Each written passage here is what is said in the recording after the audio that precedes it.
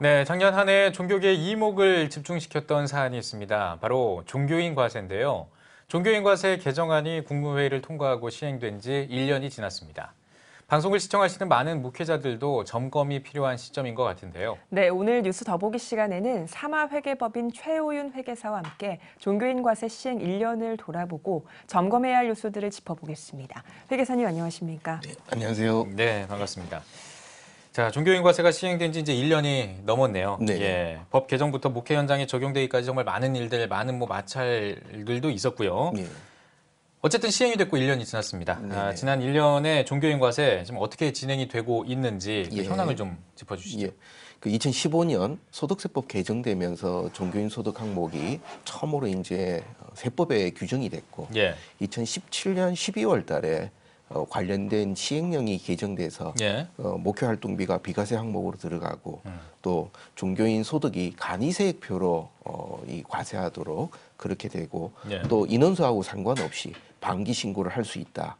이런 규정들이 들어가서 예. 2018년부터 시행되고 지금 1년이 지났습니다. 예, 예. 그러니까 현장에서는 목사님들이 상당히 열심히 공부하시면서 이 신고를 하시는 분도 계시고 또 일부에서는 아직 이게 어떻게 되는 것인지 예. 좀 더 두고 보자 하시는 분들도 계시는 상황입니다. 네. 예, 예. 취재 현장에서 전해지는 이야기에 따르면 아직도 목회자분들 중에 이 과세와 관련해서 혼란스러운 내용이 많다라는 이야기들을 하시거든요. 네네. 그래서 회계사님께서 종교인 과세 절차나 방법에 대해서 간단하게 브리핑을 해주시죠. 네네. 이번 종교인 소득세 과세되면서 첫 번째는 목회자 스스로 납세자가 이것이 종교인 소득이냐 근로소득이냐 이것을 스스로 선택할 수가 있습니다. 예. 네. 이 부분 때문에 어떻게 보면 목회자분들에게 다양성을 드린 것이 현장에서는 더 어려운 상황이 돼버린 것이죠. 오히려 선택지가 더 생겨버리니까. 예. 이제 그런 부분이 있고 또 하나는 교회가 보통 일반적인 경우는 소득을 지급하면서 원천 징수를 의무적으로 해야 되는데 예. 교회는 원천 징수를 할 수도 있고 안 할 수도 있습니다. 어. 그러니까 그러다 보니까 교회가 원천 징수를 하면은 예. 일반적인 절차와 같이 그것으로 모든 것이 끝나지만 네. 만약 그렇지 않다면은 목회자 개인이 그 다음에 5월달에 종합소득을 신고해야 된다는 그런 절차가 또 있게 됩니다. 예. 그래서 그 부분이 현장에서 여러 가지 선택에 대한 폭 때문에 좀 어려운 분들이 계시고 그리고 교회는 이런 연말정산 원천징수와 상관없이 네. 그 다음에 3월 10일까지 지급 명세서를 반드시 제출해야만 됩니다. 예. 그 부분은 교회가 반드시 지켜야 되는 부분이고요. 음. 그리고 이 종교인 소득에서 아주 특이한 부분들은 교회가 규약이라든지 아니면 의결로 목회 활동비 관련 규정을 정해놓고 거기 따라서 목회 활동비가 지급이 되면은 이 부분이 비과세 네. 항목으로 들어갑니다. 네, 지금 화면에 나가는 게 절차죠, 신고 절차. 네. 신고 절차에서 왼쪽 편에 나오는 부분은 교회가 원천 징수를 하는 경우를 의미하고 예. 네. 오른쪽은 교회가 원천 징수를 안 했을 때, 네. 또 교회가 연말정산을 안 했을 때는 본인이 종합소득 신고하는 것으로 이 전체의 절차가 마무리된다 하는 의미입니다. 예. 네. 그러면은 원천 징수를 할 수도 있고 안 할 수도 있다 이렇게 선택이 가능하다고 하셨잖아요. 예, 그러면 예. 원천 징수를 했을 때는 어떤 장점이 있고 또 안 했을 때는 어떤 장점이 있는지 그 선택을 해야 되는 거니까 혹시 잠깐 좀 간단하게라도 예, 짚어줄 예. 수 있을까요? 뭐 교회 내에 목회자분들이 많으시면은 예. 원천 징수를 교회가 하는 것이 목회자분들이 좀 편리하죠. 예. 마치 우리 일반 직장인들이 전혀 세금에 대해 네. 고민 안 하는 것과 동일하죠. 네. 그런데 예를 들어서 교회 목회자가 개척교회 하시면서 한 분이 계시다. 예. 그 경우는 원천 징수하고 신고하느니 그냥 본인이 종합소득 신고하는 것이 훨씬 더 편리한 부분이라고 볼 수 있습니다. 네. 그리고 더불어서 현장에서 많이 나왔던 질문들을 몇 가지 좀 간략하게 소개해드리면 네. 지금 가장 먼저 많이 나오는 얘기 중에 하나가 이거 우리 잘 모르다가 예. 전반기에는 세금에 대해서 전혀 고민을 못하다가 예. 이제 보니까 이제 신고한다. 그럼 앞에 신고 안 한 거에 대해서는 뭐 세무서에서는 원천 징수 안 했다는 가산세도 있다. 예. 또 아니면은 세금 안 냈다는 가산세도 있다. 예. 이거 어떻게 해야 되느냐. 네. 근데 교회가 원천 징수하는 부분은 이게 선택 사항이기 때문에 네, 그랬죠. 뭐 가산세가 해당이 안 됩니다. 어. 그리고 이게 지났다 하더라도 늦었더라도 기한 후 신고라도 신고하시면 되는 부분입니다. 예. 네. 그래서 이게 이제 하나이고 그다음에 두 번째는 교회가 규정으로 목회 활동비 규정을 정하는 것은 무관한데 예. 교회가 본인이 부담하는 건강보험료, 국민연금, 예. 자녀 학자금 등을 규정으로 지급해도 이것도 괜찮으냐? 예. 우리가 목회 활동비 규정이라고 하는 것은 교회의 종교 활동과 관련된 것을 전제로 합니다. 예. 그래서 그 경우는 모두가 다 비과세이지만 네. 우리가 본인의 건강보험료 또 국민연금, 자녀학자금은 종교 활동과 직접 관련된 것이 아니라 개인에게 귀속되는 것이니까 예. 이 부분은 과세소득으로 들어가게 됩니다. 아, 그렇군요. 예. 예. 그리고 또 교인으로부터 직접 받으면 어떻게 되느냐. 이 부분은 교회로부터 받는 것이 아니니까 그러네요. 예. 이거는 일반적인 기타 소득으로 분류가 됩니다. 네. 예. 그리고 또 목사님들이 외부에서 강의하고 받으시는 경우 예. 이 경우는 교회에서 받으시는 것이 아니라 예. 학교라든지 다른 기관에 가서 말씀을 전하시기 때문에 이 부분도 종교인 소득이 아니라 일반 기타 소득으로 분류가 됩니다. 예. 네. 그리고 또 하나 이제 많이 나오는 질문들이 교회에서 성가대 지휘자분들, 예. 반주자분들, 또 아니면 영상에서 일하시는 분들, 그분들에게 뭐 한 달에 뭐 10만 원, 20만 원 이렇게 지불하실 때, 예. 그럼 이거는 뭐가 되느냐? 근데 반주자 또 지휘자분들은 종교인이라고 분류가 안 되기 때문에 네. 일반적인 세법 규정으로 이것이 진행이 돼야 됩니다. 예. 예. 그렇군요. 세금을 책정할 때 결국 예. 소득에 대한 정의와 또 신고 형태가 중요할 텐데 아직 몇 차례 여러 번 설명을 드린 바 있지만 아직도 이제 근로소득 신고와 기타 소득 신고를 좀 차이점을 모르시는 분들이 많거든요. 예, 이 예. 부분을 설명을 해주시죠. 예. 세법 기준으로는 어떤 조직에 소속돼서 정기적으로 일을 하고 받으면은 세법은 근로소득이 일반적인 원칙입니다. 네. 예. 그래서 목회자분들이 받으시는 소득도 일반 세법 논리로는 근로소득에 해당되지만 세법이 종교인 소득 항목을 신설하면서 목회자가 교회로부터 받는 돈은 세법 논리와 상관없이 종교인 소득으로도 분류가 돼 있습니다. 네. 그래서 본인이 특별한 얘기가 없으면은 종교인 소득, 기타 소득으로 분류가 되고 그런데 나는 이것이 그냥 일반적인 나의 직업관이다라고 하고 근로소득으로 신고하면은 근로소득으로도 받아주게 됩니다.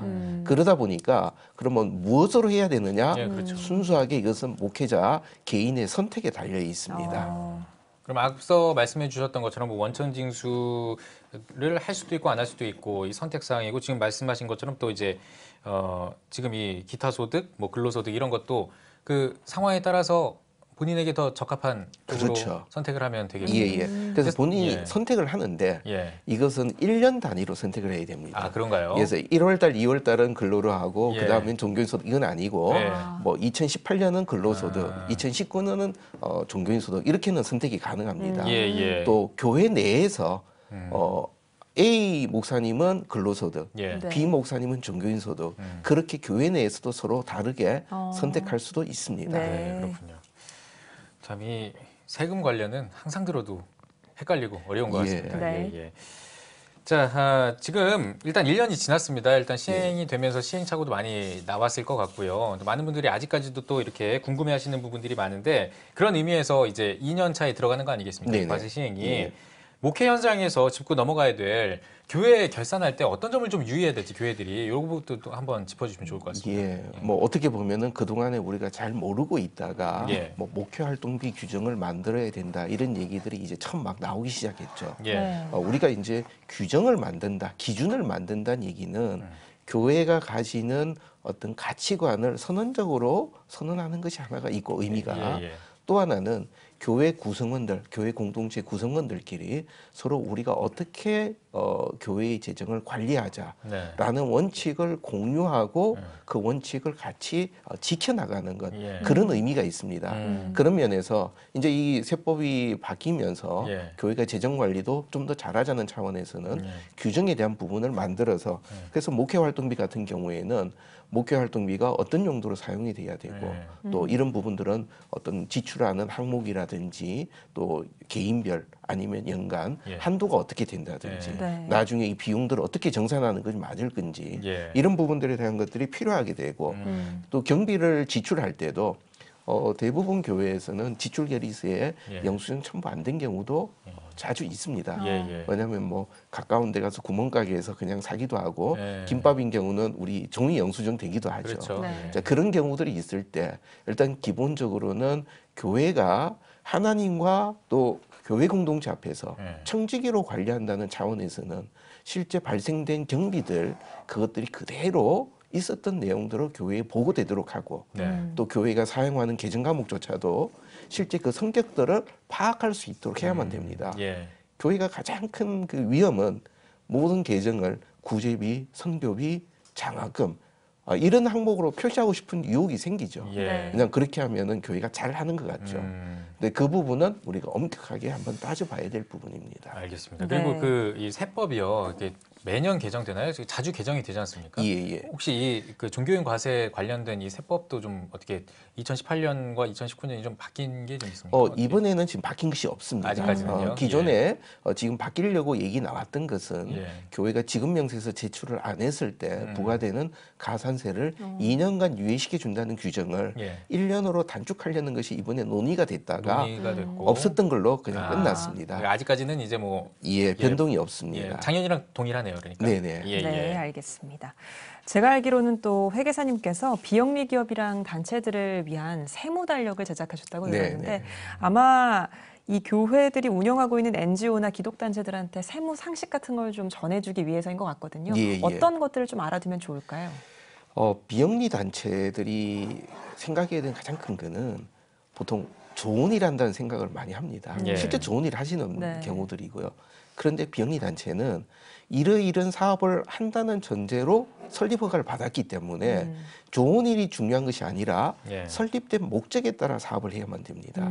그래서 그 비용이 목적에 맞춰야 되고 예. 두 번째는 기부자들이 어떤 용도로 어떻게 사용해 달라고 후원했던 그 용도들을 우리가 충분히 좀 생각하면서 거기에 맞춰서 관리를 해야 된다. 그리고 공익법인 관련된 그러니까 비영리 단체들이죠. 이쪽 관련된 세법 규정들이 계속 지금 정교하게 개선돼 가고 있습니다. 예. 그러다 보면 거기에 따른 여러 가지 나오는 출연재산 관리라든지 보고하는 일정이라든지 또 최근 같은 경우에 전용 계좌 등록 안 해서 가산세를 많이 받았습니다. 예. 그러니까 그런 부분들이 원래 6월까지는 한시적으로 또 유예되는 규정이 나와 있습니다. 예. 이런 부분들을 좀 많이 숙지하는 것이 필요하죠. 네. 예, 알겠습니다.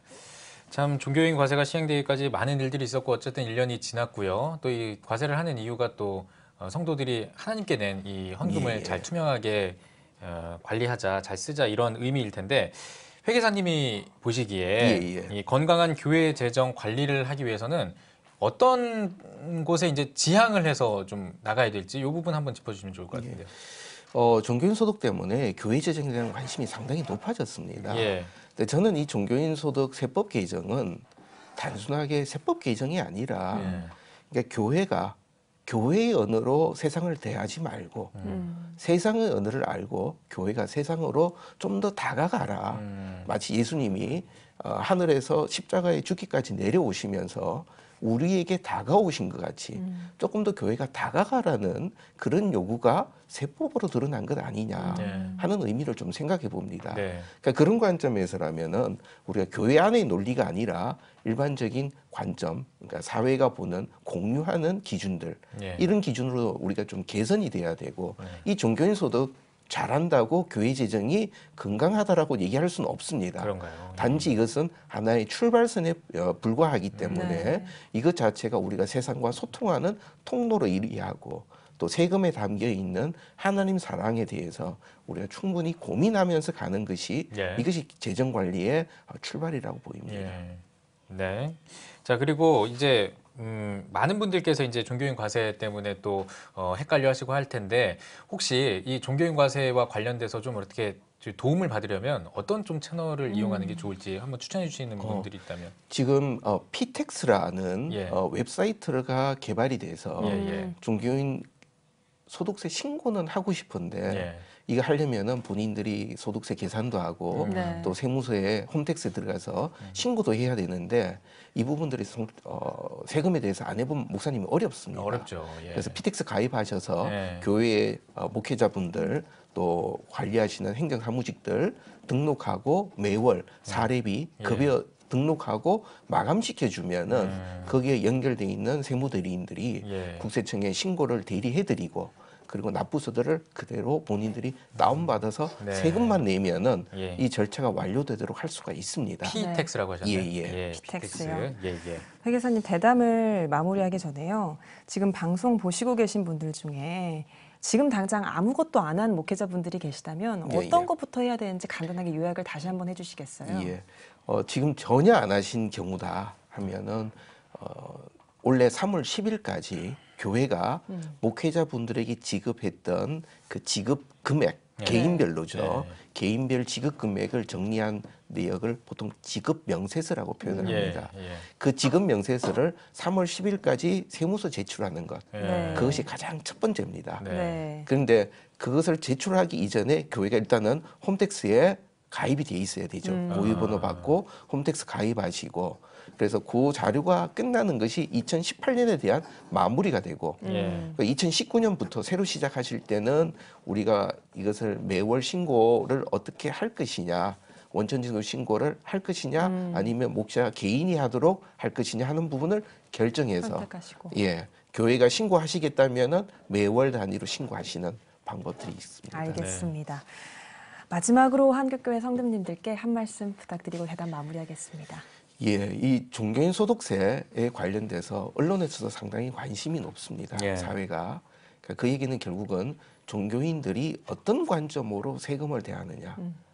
물론 우리가 세금이라고 얘기할 때 경제적인 차원에서 세금을 줄이는 절세라는 면도 분명히 필요합니다. 네. 그러나 우리에게는 경제적 기준 이전에 하나님 사랑과 이웃 사랑이라는 측면의 기준이 중요하게 있습니다. 네. 그래서 우리가 선택하는 기준이 단순히 경제적인 기준이냐 아니면 하나님 사랑과 이웃 사랑에서 우리가 선택하는 것이냐 그 부분들이 이 종교인 소득세 과세에서는 우리가 충분히 좀 고민을 해야 될 부분이라고 생각이 되고요. 예. 또 하나는 지금 현장에서 많이 나오는 얘기가 교회 우리 잘 모른다.